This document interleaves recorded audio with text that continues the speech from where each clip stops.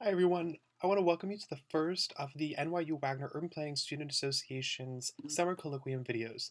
My name is Chase Rudner and I'm actually one of the board members of UPSA, but I'm also a second-year master's student in the urban planning program at Wagner. We wanted to start this colloquium series because we recognize that a lot of students have had difficulties getting internships or fellowships, even part-time work, due to the COVID crisis. And even beyond just current students, we recognize that graduating students have had a hard time finding full-time positions, and we wanted to create a series of videos that would help continue to build skill sets in the students at Wagner by using the best knowledge base that we have, which is each other. So we want to connect it with, current students, with faculty and alumni to just see what kind of informational videos that can be created to help students get a quick overview of a certain kind of topic that they might be able to investigate later and then use as a skill set that they have in a job interview. So our first video is actually on federal highway funding, which comes from my background. I used to work at the Indiana Department of Transportation in our project finance division, and we're going to be covering overall the different kinds of pots of money that exist that the federal government provides to states to build their roads. But what we won't be talking about are discretionary buckets of money that exist. So those are the grants that the federal government does, on such as Tiger grants or build grants. We'll be focusing exclusively on formula funds. And what we also won't touch, though, are on state um, mechanisms for funding roads. Every state, for the most part, collects its own gas tax revenue, and we won't be touching on that because it differs by state, and that would take quite a bit longer to go through all 50 states in the District of Columbia to see how it funds its roads. So let's get into the federal highway funding structure. So first we'll talk about federalism and our roads and basically the different kinds of roads that exist in the United States and which agencies are in charge of them. Then we'll talk about contract authority and obligation limitation, which are the two main vehicles that exist to fund our roads. And then we'll talk about funding programs, which are basically the individual buckets that exist for states to dip into when they want to build roads. And then we'll talk about federalism again, mainly to talk about how the federal government uses money as a tool to get states to enact certain policies or build certain kinds of roads. So in the United States, we have, I think, in my mind, we have three different kinds of roads. We have federal roads, we have state roads, and we have local roads. Um, Federal roads are overall the interstates and U.S. highways that crisscross the country and don't necessarily end at one state border, but they continue on. While state roads are inherently state um, designed and state planned. So every state, for the most part, has its own plan for where it wants its roads to go, connecting certain communities to others. While local roads are inherently local, and they're the most common by far, those are likely the roads that we live on, the roads that we work on, or go to school on. And so um, it's really important to understand that these three different kinds of roads, because depending on which road you're on, you might be under a different jurisdiction. So, for example, say you hit a pothole on an interstate. Well, if you hit a pothole on an interstate, you're actually on a federal road that's maintained by the State Department of Transportation. So you want to talk to the State Department of Transportation to get that pothole fixed. And State Departments of Transportation also will control state roads. But say you hit that pothole on a local road like your main street, you're going to want to call your local Department of Transportation or local Department of Public Works, maybe even a highway county office, or excuse me, a highway county office, and to get that pothole fixed. So although it may seem kind of benign to understand how to get a pothole fixed, it actually is a reflection of where the money goes to fund certain kinds of road work in the United States. So where does this money come from? It comes from two different sources. One's called a contract authority and one's called obligation limitation. The contract authority is kind of born out of our authorization bills that are passed by Congress. Currently, we're operating under the Fixing America's Surface Transportation Act, or the FAST Act, which was enacted by Congress in 2015, and it covers fiscal years 2016 through 2020. Now, if you're not familiar with federal fiscal years, they run from October 1st to September 30th, and so we are currently in fiscal year 2020. It will end on September 30th of 2020, and then on October 1st of 2020, we'll actually be in fiscal year 2021. And this is important to understand because if you notice, the FAST Act actually ends in 2020, so there is no bill to replace the FAST Act at the moment. The most likely thing that will happen is that Congress will actually just extend the FAST Act for another fiscal year or two.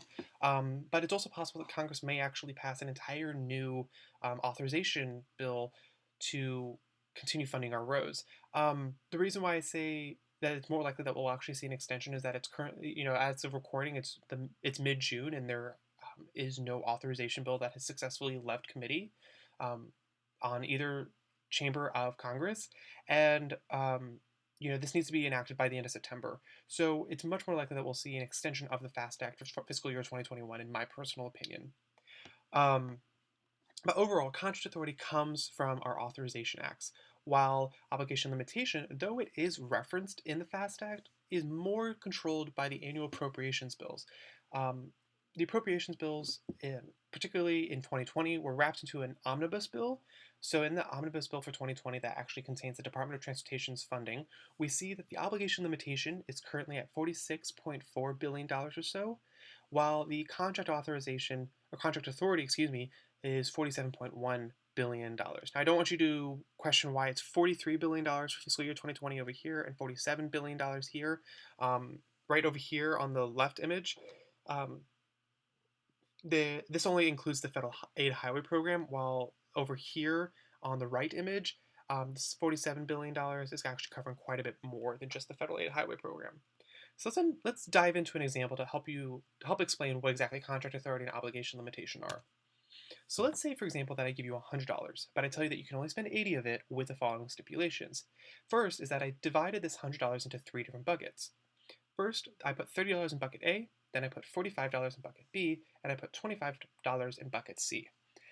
Now, of this $80, I expect you to spend all of it. If you don't spend the full $80, say you only spend $65, you'll lose $15 at the end of the day, and I won't be giving it to you back. While the difference between the 100 and the 80 will roll over into tomorrow. So at least you know at the beginning of this that $20 will roll over into day 2. So let's say you decide to spend this $80 with $30 in bucket A, $45 in bucket B, and $5 in bucket C. Now you could have spent the full $25 in bucket C and $45 in bucket B and put the remainder in bucket A. You can do any sort of combination as you want. But let's just say for this example that you did 30, 45, and 5. Now, because you didn't spend the full amount in bucket C that you could have spent a full 25, that $20 difference will actually roll into tomorrow. But notice that you did spend a full $80, which means that you did not lose any money. So on day 2, you now are going to be given another $100 from me, and I'm going to put the same stipulation, though, that you can only spend $80 of it. But the maxes will change a bit on day 2, because on day 2, you're still going to have $30 in bucket A to spend. You're still going to have $45 in bucket B to spend, but now you're going to have a total of $45 to spend in bucket C. Because of the $100 that I gave you today, $25 of it will, I put $25 in bucket C, just like I did in day 1, but because you didn't spend the full $25 in bucket C in day 1, that $20 will roll over into day 2. And so now you have $45 to spend of a max in bucket C on day 2. So on day 2, you decide I'm going to spend all my money in bucket C, the max that I can, which is $45, and then I'm going to put the remainder of it, $35, in bucket B. So these two add up to $80, meaning that you, once again, did not let any money lapse, but you did not spend any money in bucket A, which is totally fine. It is your call. So what happens to the $30 here and the $10 difference here between the 45 and the 35? Well, it rolls over into day 3. So now in day 3, I'll give you another $100 divided in the same way that I have every day, where I'll put $30 in bucket A, $45 in bucket B, and $25 in bucket C. But the money's will roll over from day 2. So now you actually have $60 to spend in bucket A on day 3. You'll have $55 to spend in bucket B, but you'll still only have $25 in bucket C because you didn't roll anything over because you spent the maximum. So now, although I gave you $100, you actually have quite a bit more than just $100 in each of these buckets. So you can spend $60 here and $20 here, and really, mix and match. Continue to mix and match with increasing amounts. And this will go on and on and on unless I change how much money you can spend in each day. So unless I tell you you can spend $85, you're still going to be rolling $20 over every single day, and it's just going to keep on adding. And this is very similar to what the federal government actually does. Contract authority is the buckets that we used, and it's the $100 maximum split between the different kinds of buckets of money that we have. While obligation limitation is the idea of I put a spending limit on you of $80. Now, why does the federal government do this? Well, it's because there are two main reasons. First is that contract authority exists so that states have the confidence that from year to year that they will have enough money to be able to fund their roads and be able to continue building projects. Because if you think about it, um, a road construction project likely expands beyond just 1 year. It's very rare that a project can be done within 1 year. Things like repaving or maybe building a road sign can be done in a year, but large, reconstructions of roads or creating a new interchange, that requires more than just 1 year. So contract authority provides states the assurance that they will be getting federal money in the years to come. Why? Well, not only will they be getting money in the years to come, but they're also not spending all their money from the past, so it's rolling over, so they're compounding all this money, and the states have quite a bit of flexibility in contract authority. But obligation limitation is a way that the federal government can actually control how much states spend, because it is in their interest to not owe the money, owe the states too much money. And if you think about it, the federal government pays for our roads via gas tax revenues. And so, say the gas tax revenues um, only equal out to be $80 a year. Well, then the federal government's going to tell states, sorry, I know we gave you $100. Please only spend 80 of it. We can only refund you up to $80. But move that the $20 to tomorrow, because maybe tomorrow we'll get even more money in our gas tax revenue. So this kind of negotiation that exists between contract authority and obligation limitation really provides some interesting dynamics between the states and the federal government. So let's look at the real contract authority and obligation limitation. So in fiscal year 2020, um, there was, like we said, about $47 billion in contract authority provided, while there was $46 billion provided in obligation limitation. And to kind of hone in on exactly what this looks like, let's look at one particular state. Let's look at Alabama just because it's at the top of the list and it's fairly easy to see. In 2020, Alabama received $835.8 million in contract authority, but it only received $741.3 million in obligation limitation.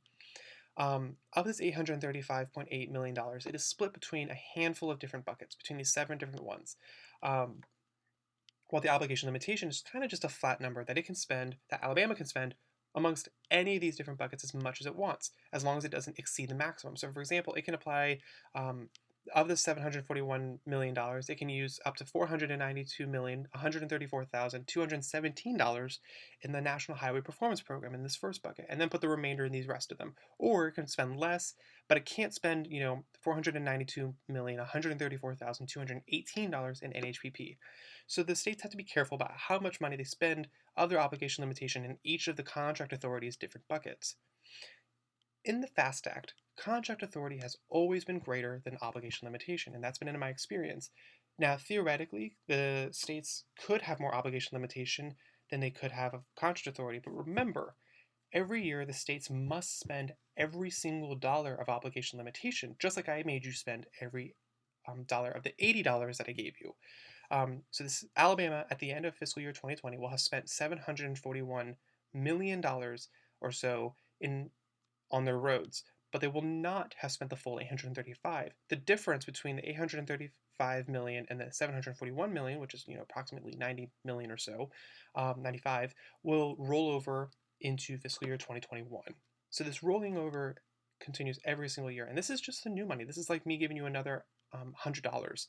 So theoretically, although Alabama was given $835 million in fiscal year 2020, it had money from previous fiscal years that also add, so it actually has quite a bit more money than just the $492 million in the National Highway Performance Program. So hopefully this makes sense. But now let's actually talk about these different buckets that exist for states to spend their money in.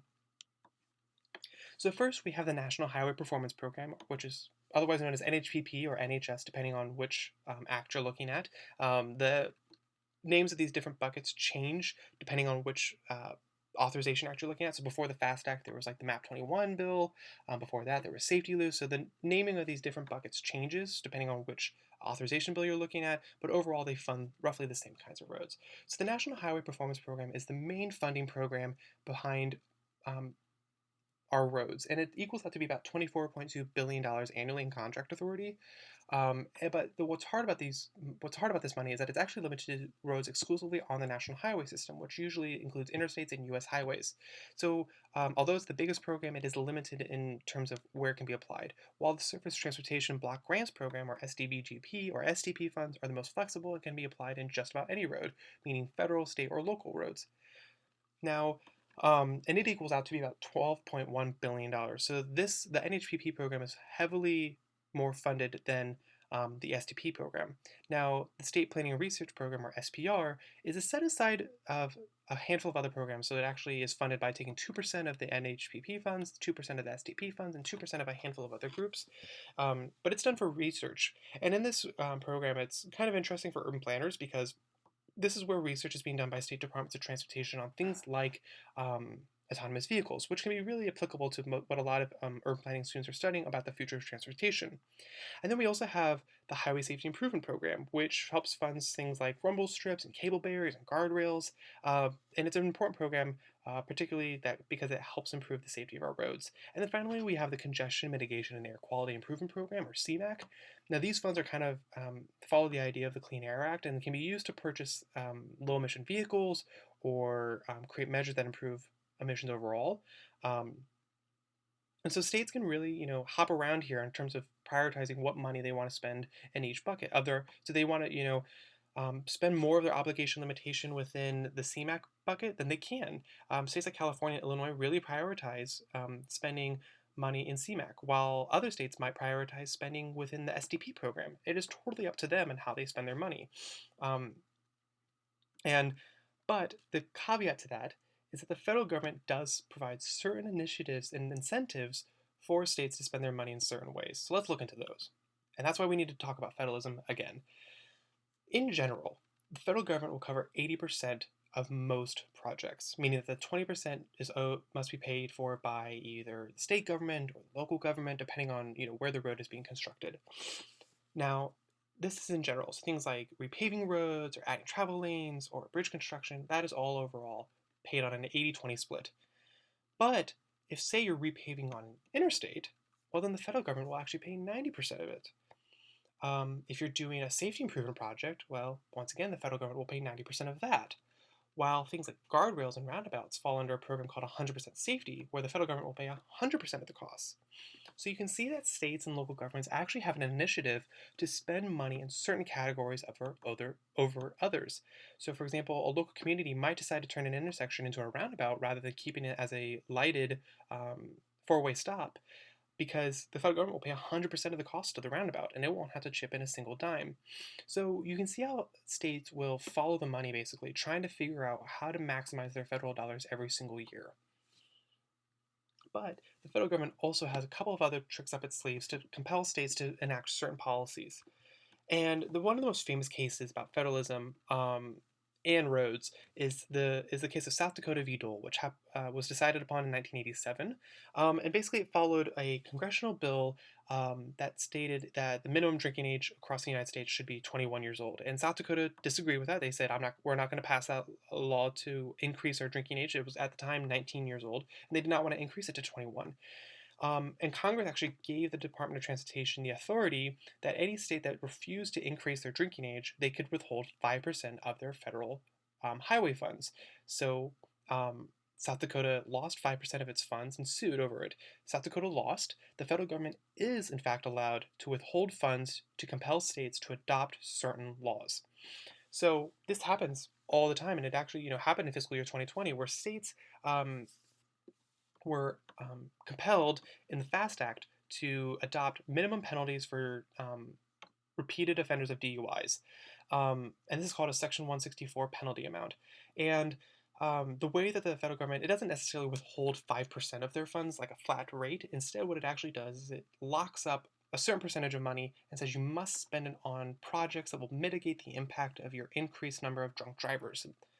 And so um, let's look at like Colorado, for example, in this um, example. And so in fiscal year 2020, Colorado lost $8 million of its NHPP funds and $4 million of its SDBGP program. Um, and so overall, $12 million was locked up. Now you might think, oh, that's not that much money, but it is. Impacts how a state can actually, program its funds in the future. So these $12 million must be locked up and now spent on things that will, mitigate the impact of the number of drunk drivers in the country or in the state, excuse me. Things like guardrails or, you know, um, rumble strips, all sorts of different safety measures, and reflectors that exist on our streets. Um, but say Colorado, for example, in 2020 was to pass a bill that said, okay, we're going to follow what the FAST Act asked us to do. We're going to provide the minimum penalties recommended. Well, then in fiscal year 2021, Colorado would get its money back, basically putting the $8 million back into the NHVP and the $4 million back into SDBGP program, and it would no longer be compelled to spend those dollars on safety projects. It could spend them back into the normal ways that the programs are initially intended to follow. And so you can see how the federal government really has some interesting policy levers to compel states to enact certain kinds of policies um, and withhold funding if they don't enact those policies. So overall, what I hope you've learned from this video is that the federal government has a really interesting role in basically how roads are built and what kinds of roads are built. Um, and it's, the way that the roads are funded might be super complex, but it provides both benefits to the federal government and to the states. I want to thank you again for listening to this video. I hope you will come to the future UPSA summer colloquiums. We have a great set of list of videos that we're looking forward to being able to present. And once again, thank you, and I hope you stay safe and look forward to seeing you in our future videos. Thank you.